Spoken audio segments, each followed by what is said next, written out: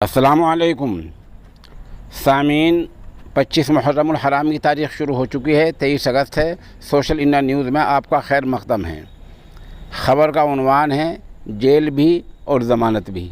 आप भी सुनकर हैरान होंगे कि कैसा उन्वान लगा रहे हैं, जेल भी और ज़मानत भी।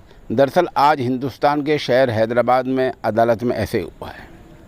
पैगम्बर इस्लाम हज़रत मोहम्मद सल्लल्लाहु अलैहि वसल्लम की शान अक़दस में गलत अल्फाज कहने वाले बीजेपी के मेंबर असम्बली टी राजा को अदालत ने पहले 14 दिन की अदालती हिरासत में भेजने का आदेश पास किया और वाज़ेह हुक्म दिया कि 14 दिन के लिए जेल भेजा जाता है।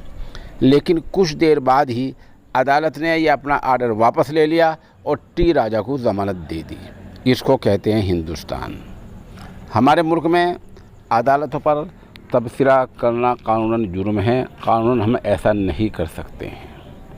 अब हमें क्या करना चाहिए? ज़ाहिर सी बात है, कानून के दायरे में रहकर इस मामले को आला सतह पर ले जाना चाहिए।